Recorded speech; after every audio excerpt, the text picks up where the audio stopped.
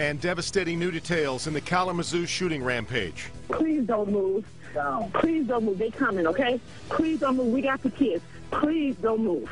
The frantic calls to 911 as people begged for help.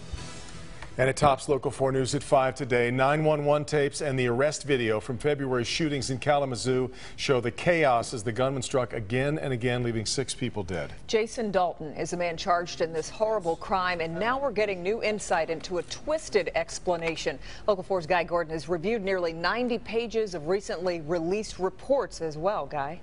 Yeah, Kimberly and Devin, the video and the audio is chilling to say the least, but the incident reports, they read like a Stephen King novel, and it all stems from this, the Uber app that Jason Dalton claims was controlling his mind, controlling his actions, not just his ride-sharing service.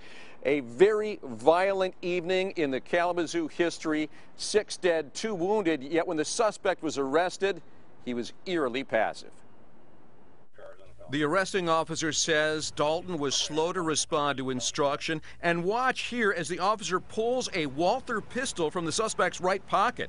When he asked if the gun was registered in his name, quote, Dalton did not respond to my questioning and continued staring blankly ahead the whole time while walking him to the patrol vehicle. Later, he told investigators his phone was controlling him at the time of the shootings, that the Uber app is, quote, like artificial intelligence that can tap into your body. Please hurry up. Somebody fire shots. 7 hours before the arrest, a man in a Chevy Equinox confronted Tiana Carruthers, the first shooting victim in an apartment complex. Reports released today reveal 10 shell casings were found at the scene, 5 in the Equinox Dalton was driving, suggesting the gunman emptied his extended magazine at her and the 4 children she was with, and was even trying to protect as she lay wounded. Please don't move.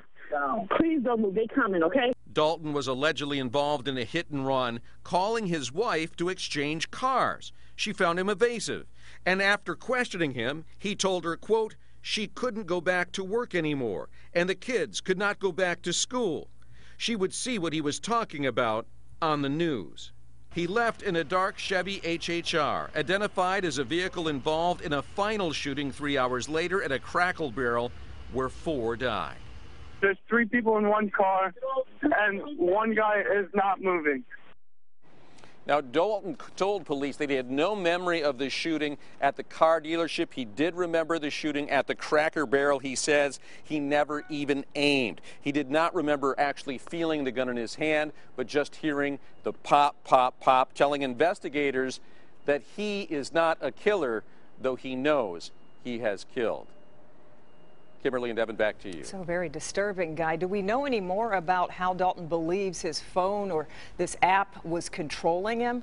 It is so contrived, Kimberly, when you read this lengthy interview, an hour-long interview the police had with him. He says a devil figure, a cow with horns, appeared in this Uber app. He felt it was the devil communicating with him through the app, that the lettering turned from red to black, and that's when he felt under its control. And he told police the reason he didn't get into a shootout with him is because the lettering had turned back from black to red. All right, Guy, we appreciate it.